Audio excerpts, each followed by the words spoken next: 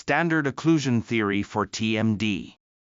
I am Sotokawa, a dentist practicing in Morioka City, Japan.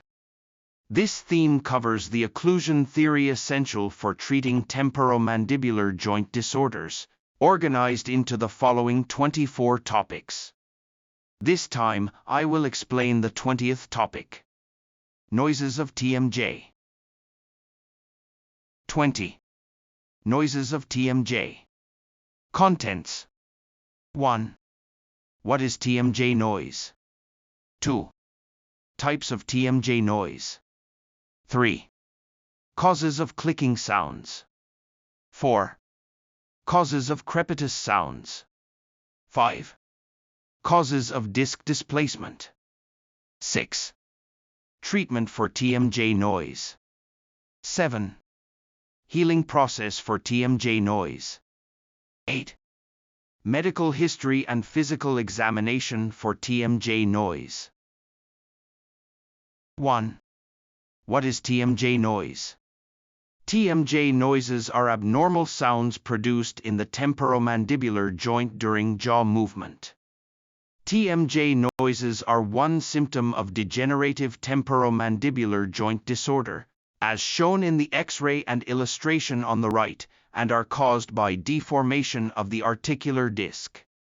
Few dentists actively pursue eliminating TMJ noises, leading most patients to give up on treatment for this condition. However, many patients suffer from TMJ noises, and dentists need to acquire treatment methods to resolve them. 2. Types of TMJ noise. TMJ noises include clicks and crepitus. Clicks are characterized by a distinct popping sound and are usually painless. Because clicks are painless, most patients do not seek treatment for them.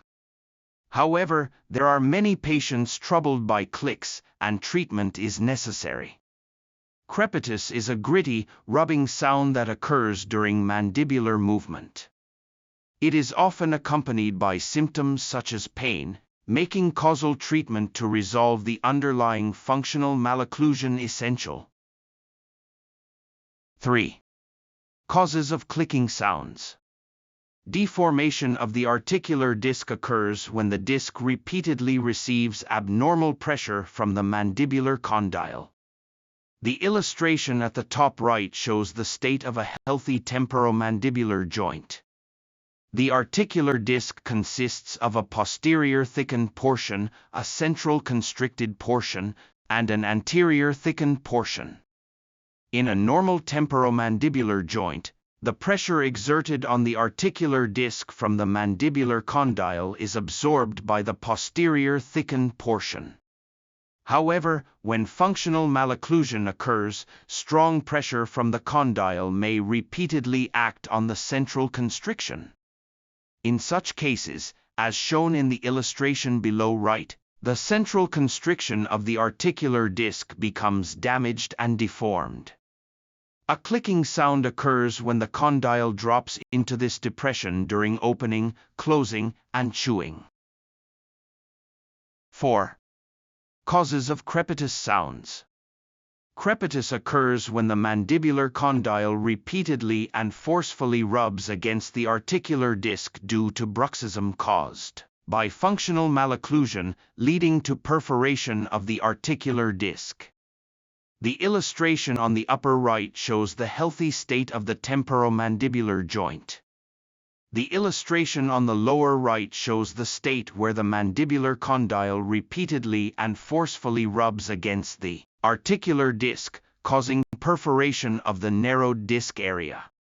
If the perforated articular disc is left untreated, the condyle and the mandibular fossa bone will come into direct contact and rub against each other. This direct bone-on-bone friction produces a sound like grit being scraped. It is unlikely that a perforated articular disc will recover to its original healthy state. However, it is possible to restore the TMJ to a condition where the crepitus sound is eliminated and does not interfere with daily life. 5. Causes of disc displacement.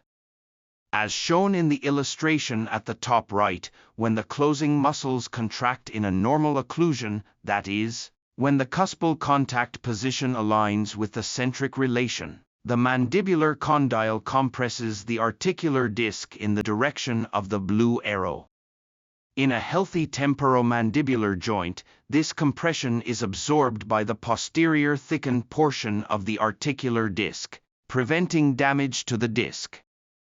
However, as shown in the illustration at the bottom right, when the closing muscles contract while the condyle is displaced from the centric relation in the occlusal contact position, the condyle, positioned on the slope of the mandibular fossa, repeatedly and strongly compresses the articular disc in the direction of the red arrow. As a result, the central narrowing portion of the articular disc is damaged, and the articular disc becomes deformed. 6. Treatment for TMJ noise. Treatment for temporomandibular joint noises primarily involves occlusal therapy that identifies functional malocclusions based on occlusal analysis and eliminates occlusal interferences. After removing these interferences, recovery time is required for the organic degeneration and deformities within the temporomandibular joint. Initially, when the patient's occlusal interferences are removed, temporomandibular joint symptoms improve temporarily. However, after about 1 week, the centric relation changes, and centric relation interference and symptoms recur in a milder form than before. Consequently, the mildly recurrent occlusal interference must be removed again. This period of mild recurrence after treatment initiation gradually lengthens from about 1 week, ultimately lasting several months. Through this repeated removal of occlusal interference, the temporomandibular joint disorder gradually recovers and progresses toward complete resolution. 7. Healing process for TMJ noise. The articular disc is composed of fibrous connective tissue, so recovery of a deformed disc requires a long period of time. Treatment for temporomandibular joint noises can extend from several months to 1 to 2 years. The treatment during this period involves repeatedly eliminating occlusal interferences that occur due to changes in the centric relation. Specifically, by repeatedly removing occlusal interferences at the centric relation, the articular disc receives less inappropriate stimulation from the mandibular condyle. As a result, the articular disc gradually begins to recover and regain its original shape.